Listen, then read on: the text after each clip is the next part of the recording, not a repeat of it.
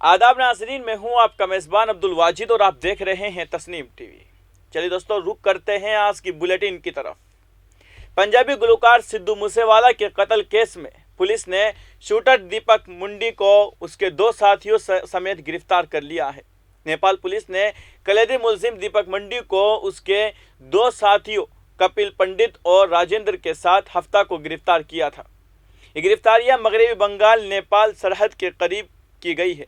जराये के मुताबिक सिद्धू मूसेवाला पर गोली चलाने वाले शूटर दीपक मंडी और उसके साथी कपिल पंडित और राजेंद्र जब नेपाल के गांव छापा पहुंचे और भारत से नेपाल में दाखिल होने की कोशिश कर रहे थे, तो गांव वालों ने उन तीनों को बच्चा चोरी गैंग का रुकन समझ लिया और उनको मारा पीटा। बाद अज़ा उनको झापा थाने के हवाले कर दिया गया। इसी दौरान तीनों जख्मी हो गए। तफ्तीश के दौरान नेपाल पुलिस को गुमराह करते हुए दीपक मंडी समेत तीनों मुलजिमान ने बताया कि वो भारतीय ताजिर हैं और भारत से नेपाल जा रहे हैं। तफ्तीश के दौरान नेपाल पुलिस को ये भी मालूम नहीं था कि ये तीनों भारत में कत्ल के एक बड़े केस में मतलूब है और दिल्ली पुलिस और पंजाब पुलिस समेत तमाम एजेंसियां उनकी तलाश में हैं।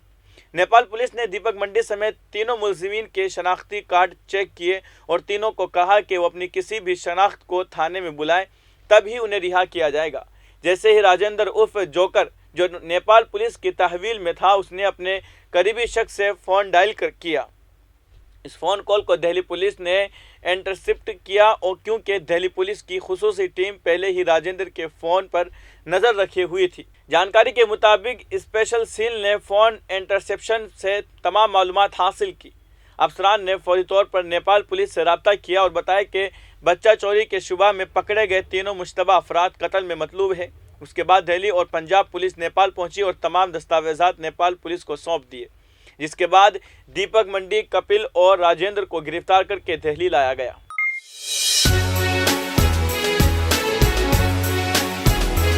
अब रुक करते हैं अगली खबर की तरफ। उत्तर प्रदेश के जिला बुलंदशहर के खारजा देहात इलाके के तहत वाक़े जमालपुर गांव के एक मंदिर में दलितों को पूजा करने से रोक दिया गया, जिसके खिलाफ मस्कुरा गांव के दलितों ने हफ्ता को एसएसपी से इंसाफ की अपील की। जमालपुर के एक दलित रहायशी यशोदा के मुताबिक 2 सितंबर को शाम 7 बजे चमाद मंदिर में बहुत ज़्यादा भीड़ थी। उस दौरान रेखा नामी एक खातून ने मंदिर में दाखिल होकर जानबूझकर यशोदा की आरती की प्लेट गिरा दी, चिरागों को लात मारी और मंदिर में रखे त्रिशूल से सबको पीटना शुरू कर दिया, जिससे लोगों में खौफ और हिरास फैल गया और झड़प में कई बच्चे जख्मी हो गए।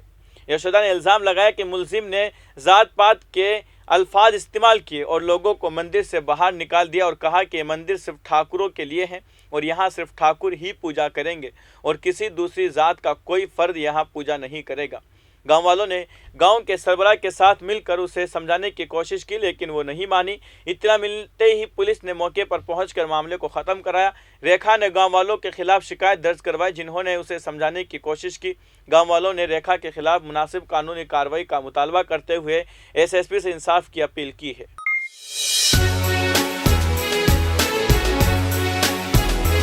अब रुक करते हैं अगली खबर की तरफ। रियासत उत्तर प्रदेश के नोएडा के आम आदमी पार्टी के जिले सदर भूपेंद्र सिंह और तर्जुमान AK सिंह की क़ियादत में पार्टी कारकुनान की जानिब से दिए गए मेमोरेंडम लिखा गया है कि सुपर टेक ट्विन टावर में हुई बदउनवानी में उस वक्त के प्रिंसिपल सेक्रेटरी सनअत इंफ्रास्ट्रक्चर डिपार्टमेंट और नोएडा के चीफ एग्जीक्यूटिव ऑफिसर समेत तमाम अफसरान की CBI और ED के जरिए जांच होनी चाहिए। वज़ीर आला के नाम दिए गए मेमोरेंडम में बताया गया है कि सुपरटेक ट्विन टावर में बहुत ज़्यादा करप्शन है।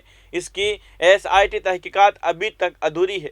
उसमें कई बड़े अहम मुलजिम अफसरान को बचाया जा रहा है। इन अफसरान की निगरानी में सुपरटेक ट्विन टावर तामीर किया गया है।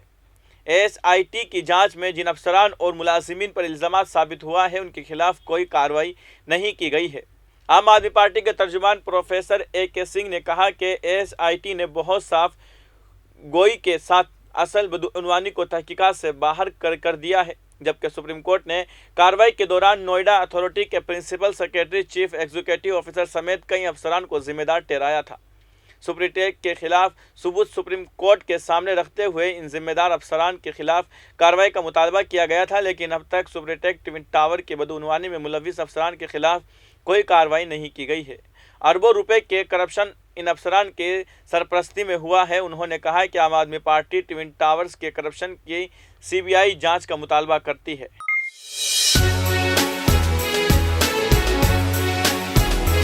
अब रुक करते हैं अगली खबर की तरफ। बरतानिया की सबसे तवील अरसे तक हुक्मरानी करने वाली मलिका अलजेब्ता दोम 96 साल की उम्र में इंतकाल कर गई। आलमी रहनुमाओं समेत भारत के सदर जमहूरिया वज़ीर आज़म नरेंद्र मोदी समेत सभी आला रहनुमाओं ने मलिका के इंतकाल पर ताज़ियत का इजहार किया, लेकिन उत्तर प्रदेश के वज़ीर आला योगी आदित्यनाथ ने अपने ट्विटर हैंडल से ना ही यूपी CM ट्विटर हैंडल से कोई ताज़ियत ट्वीट किया। वहीं आज हुकूमत हिंद की हिदायत पर रियासती सतह पर सोग मनाने के लिए सर्कुलर जारी किया गया है, जिसमें आज सोग मनाने का ऐलान किया गया है। जिसके बाद यूपी हुकूमत ने सोग मनाने का हुक्मनामा जारी किया। Chief secretary general Jitendra Kumar की जानिब से सभी महकूमों और सभी इजला के अफसरान को हुक्मनामा भेजा जा चुका है। मलिका बरतानिया की जसद खाकी के एहतराम में 11 सितंबर को कौमी परचम आहदा झुका रहेगा। हुकूमत की जानिब से कोई भी तफरीजी प्रोग्राम का इनेकाद नहीं किया जाएगा। वाज़ेह रहे कि बरतानिया की सबसे तवील अरसे तक हुक्मरानी करने वाली मलिका अलजेब्ता दोम 96 साल की उम्र में इंतकाल कर गई। उनके बड़े साहबजादे 73 साला चार्ल्स खुद ब खुद मुत्तहिदा बरतानिया के किंग बन गए हैं।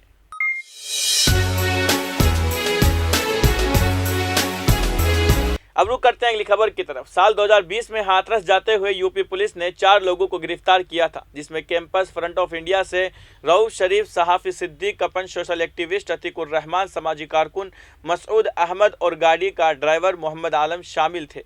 इस मामले में मोहम्मद आलम और सिद्दीक कपन को अदालत से जमानत मिल चुकी है, जबकि दीगर तमाम अफराद गुज़िश्ता 23 माह से जेल की सलाखों के पीछे हैं। इन 23 माह के दौरान अतीकुर रहमान की मुतअद्दिद बार तबीयत ख़राब हुई है। हालांकि इस दरमियान अतीकुर रहमान को बीमारी कल्ब की वजह से एम्स में भी इलाज चला, लेकिन उसके बावजूद उन्हें ज़मानत नहीं दी गई। अब अतीकुर रहमान के अहले खाना का दावा है कि उन्हें फालिश हो गया है। इससे मुताल्लिक मीडिया के नुमाइंदे ने अतीकुर रहमान के मामू सखावत अली से बात करते हुए बताया कि गुज़िश्ता 29 अगस्त को पुलिस ने अतीकुर रहमान के पैरालाइज होने की खबर दी, जिसके बाद हम लखनऊ के अस्पताल में जाकर देखा, जहां अतीक 3 दिन तक बेहोशी की हालत में रहा। वहीं दिल्ली यूनिवर्सिटी के प्रोफेसर नंदेता नारायण ने कहा कि जब इज्तिमाई जिनसी ज़्यादती करने वाले मुजरिमीन को रिहा किया जा सकता है तो अतीकुर रहमान को क्यों नहीं। उनके खिलाफ तो अभी कोई जुर्म साबित भी नहीं हुआ है। उनका कहना था कि अतीकुर रहमान शुरू से ही बीमार हैं, अब उनकी हालत भी ज़्यादा संजीदा है।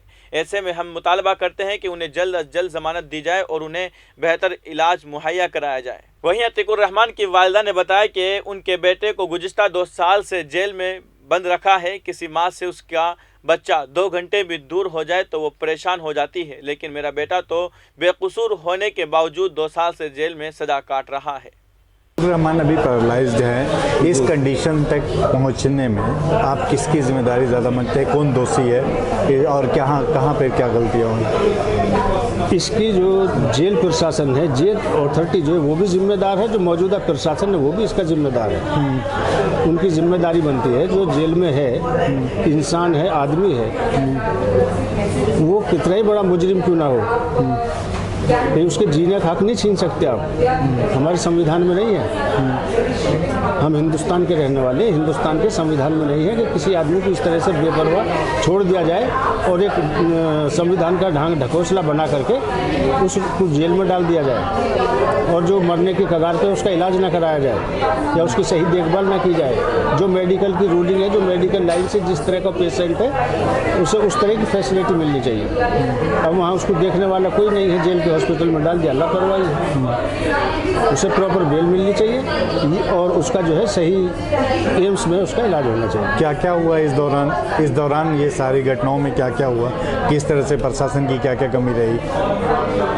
प्रशासन, मैं पूरे केस की डिटेल में जाऊँ नहीं, अभी ये इस कंडीशन तक आने में क्या इस कंडीशन में जब उसकी हार्ट ओपन सर्जरी हुई पिछले साल मार्च में उसमें एम्स में, तो यहाँ से उन्होंने फॉलो लिखे थे उन्हें 15 दिन, 1 महीना, 3 महीने, 6 महीने इस तरह से उन्हें दिखाना था। तब वो मथुरा जेल में था तो मथुरा जेल से उसे लेकर आते थे, दिखाया उसे 3 बार लेकर आए उसे यहाँ। उसके बाद जो है जेल प्रशासन ने उसको लखनऊ शिफ्ट कर दिया। ठीक। क्योंकि यहाँ कोर्ट नहीं था यूएपीए का। उस केस को जो है वहाँ ट्रांसफ़र कर दिया। वहाँ जाने के बाद जेल में, वहाँ लखनऊ जेल का जो रवैया वो अच्छा नहीं था। उन लोगों ने उसकी देखभाल नहीं की। हमने MP MLA कोर्ट में एक एप्लीकेशन दी थी, उसे उन्होंने दिखाने के लिए ले गए और दिखा के जो है पहले वहाँ लखनऊ के जो जिला अस्पताल है उनमें दिखाते रहे। उसके बाद वहाँ जब वहाँ कोई डॉक्टर अवेलेबल नहीं था तो वह 29 तारीख को जो है उसे फिर दोबारा से जो है हमने एप्लीकेशन दी। तो 29 तारीख को रात को उसे जो है कुछ गड़बड़ हुई तो सुबह को दिखाने के लिए उसे किंग जॉर्ज में लाए। लॉरी वार्ड है लॉरी कार्डियोलॉजी का, उसमें दिखाने के लिए लाए। तो उसमें दिखाने से जिस वक्त मुझे खून आया मैं पहुंचा वहाँ, तो उस वक्त उसकी उल्टी और लैट्रिन वगैरह सब वो बेहोश था। और इसका भी जब तक हमें पता नहीं था कि इसका हाथ या पैर जो है पैरालिसिस हो गया है। हम परेशान रहे, भाग दौड़ करते रहे।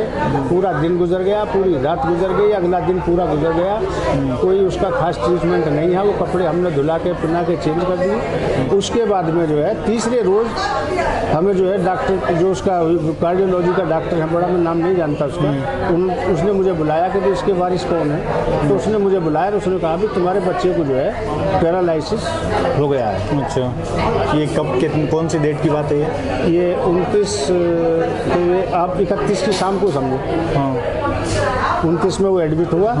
29 में होश नहीं, 30 में नहीं, 31 को उन्होंने मुझे बताया कि 31 कौन सा महीना? 31 अगस्त को। अगस्त को, हाँ 31 अगस्त को उन्होंने डॉक्टर ने मुझे बुलवाया और मुझे बताया कि तुम्हारे बच्चे को जो है पैरालिसिस हो गया है। अच्छा। राइट साइड में पैर भी और हाथ भी, इसलिए इसका कोई मूवमेंट नहीं कर रहा। तब हमें शक हुआ, तब हमने उसे टटोल के देखा। तब तो हम उसे हार्ट की मजबूरी समझते थे, लेकिन जब हमने उसके मूवमेंट करने के लिए उसे चेक किया तो वो हाथ पैर से बेकार था। उस वक्त में कोई ना दिमाग काम कर रहा, ना उसको पहचान रहा किसी भी, ना भाई को पहचान रहा, ना उसे पहचान रहा, ना हम मामू हूँ, ना मुझे पहचानना, कोई पता नहीं थी उसे। यहाँ तक कि उसके खाने की नली डाल दी गई तो इतनी बेहोशी में था कि उसको उसने निकाल के फेंक दिया। अच्छा। अलावा पानी के उसे कुछ नहीं दिया गया। और मैं तो वहाँ से अपने घर चला आया उसे इस कंडीशन देख के। कुछ पैसे का इंतज़ाम करने के लिए मैंने अपने भांजे को बुला के उसके पास छोड़ा, एक अपना छोटा भाई छोड़ा। मैं यहाँ लौट कर आया हूँ। इतनी जो है सुबह मुझे जो है फ़ोन आया कि जो तो जेल को ले जा रहे हैं वापस। अच्छा। तो मैंने जेल प्रशासन का एक मनोज तिवारी है जो वहाँ केयर करता है जेल से लाने ले जाने की पेशेंटों की। मेरी उससे बात हुई मनोज तिवारी से, तो उन्होंने मुझसे कहा कि यहाँ का जो नियम है ऐसा नहीं है और यहाँ तो जो है जेल प्रशासन दोबारा से ऑथोरिटी देगा, ऑथोरिटी लेटर देगा, तब ये उसमें न्यूरो में जाएगा। अच्छा। तो मैंने किया मर जाएगा ये तुम्हारी 3-4 दिन। तो मैंने जो फिर जो एक वहाँ एप्लीकेशन दी है कोर्ट में, उसमें कोर्ट ने रिकॉर्ड मांग लिया है जेल प्रशासन से। अच्छा। फिलहाल की उसकी कंडीशन क्या है, पूरे अस्पताल के कागजात जो है कोर्ट ने मांगे। अब पता चलेगा सोमवार में क्या होता है। तो अभी वो जेल में है, अभी मेडिकल में नहीं है? मेडिकल में नहीं है, जेल में। अच्छा। तो कंडीशन अभी क्या है? अभी कंडीशन का हमें कोई पता नहीं, ना कोई फ़ोन है ना कुछ है। सिर्फ मनोज से बात होती है, बोला जी ठीक है, इसी कंडीशन में छोड़ दिए, इसी तरह से। अच्छा। कोई केयर करने वाला अंदर में कोई केयर अंदर प्राइवेट आदमी जा ही नहीं सकता, नहीं जा सकता और जेल प्रशासन कर नहीं सकता। या इतना अच्छा खासा पैसा हो हमारे पास कि जेल प्रशासन को घूस दें हम, वो हमारे बच्चे की केयर करें। यूपी है वो। अच्छा। क्या मेडिकल ग्राउंड पे बेल के लिए नहीं हो पा रहा है या किस तरह की लीव मिल जाए? ये अब कोशिश कर रहे हैं, पता चलेगा 16 तारीख में। हाँ, तो उस पर आप कर रहे हैं? हाँ, इससे पहले कोशिश की आप लोगों ने? पहले कोशिश की तो इलाहाबाद से यहाँ ट्रांसफ़र कर दी फाइल। जब बात बन के आई और मेडिकल लीव पे बेल होने की बात थी, जब उनका ऑपरेशन हुआ था एम्स में, तो तमाम मुकदमे को जो है सारे को इकट्ठा कर दिया। जितनी हमने पिटीशन डाल रखी हाई कोर्ट में बेल वगैरह, वो सब लखनऊ बेंच के सुपुर्द कर दी। फिर हमारा टाइम जो 8-9 महीने का फिर बेकार इधर हो गया। तो ये था, हमें गुमराह किया जा रहा, घुमा फिरा कर ये है। Thank you.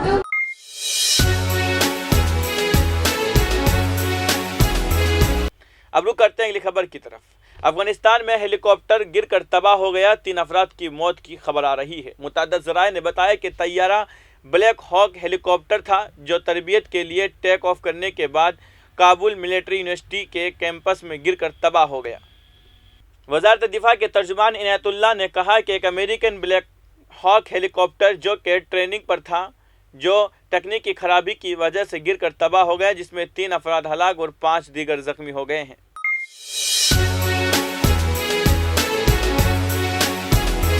अब रुक करते हैं अगली खबर की तरफ। मेघालय के गवर्नर सत्यपाल मलिक ने कहा कि मरकजी हुकूमत की तरफ से इशारा दिया गया था कि अगर वो खामोश रहे तो उन्हें नायब सदर बनाया जाएगा। राजस्थान के दौरे पर आए मलिक ने नागौर जाते हुए झुंझुनू जिला के बगड़ कस्बे में कुछ देर क़ियाम के दौरान ये बात कही। उन्होंने कहा कि मैं वही कहता हूँ जो मैं महसूस करता हूँ, चाहे उसके लिए मुझे कुछ भी तर्क करना पड़े।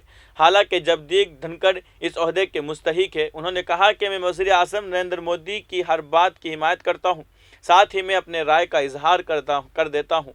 इसका यह मतलब नहीं है कि मैं मोदी हुकूमत के खिलाफ हूँ। मलिक ने इंडिया गेट से राष्ट्रीय भवन तक राजपथ का नाम बदल कर कर्तव्य पथ करने पर भी मरकजी हुकूमत की तनकीद की। उन्होंने कहा कि दिल्ली के राजपथ का नाम तब्दील करने की ज़रूरत नहीं है। राजपथ अपने आप में बहुत अच्छा नाम था, सब जानते हैं, लेकिन बदल दिया गया। ये किसी मंत्र की तरह लगता है। कांग्रेस के भारत जोड़ो यात्रा के बारे में उन्होंने कहा कि राहुल गांधी अपनी पार्टी के लिए काम कर रहे हैं। वो नौजवान लीडर है। राहुल गांधी आज जो काम कर रहे हैं कोई लीडर नहीं करता। वो अच्छा काम कर रहे हैं। मुल्क में इन्फोर्समेंट डायरेक्टरेट, ईडी और सीबीआई के छापों के बारे में उन्होंने कहा कि बीजेपी में बहुत से लोग हैं जिन पर छापों की कार्रवाई होनी चाहिए, लेकिन ऐसा नहीं हुआ है। मरकजी हुकूमत को उनके खिलाफ कार्रवाई करनी चाहिए। उन पर ईडी और सीबीआई के छापे मारने की ज़रूरत है। फिलहाल की खबरों में इतना ही। मुल्क और गैर मुल्क की तमाम बड़ी खबरें जानने के लिए देखते रहिए तस्नीम टीवी। आपके मेज़बान अब्दुल वाजिद के साथ। अल्लाह हाफिज़।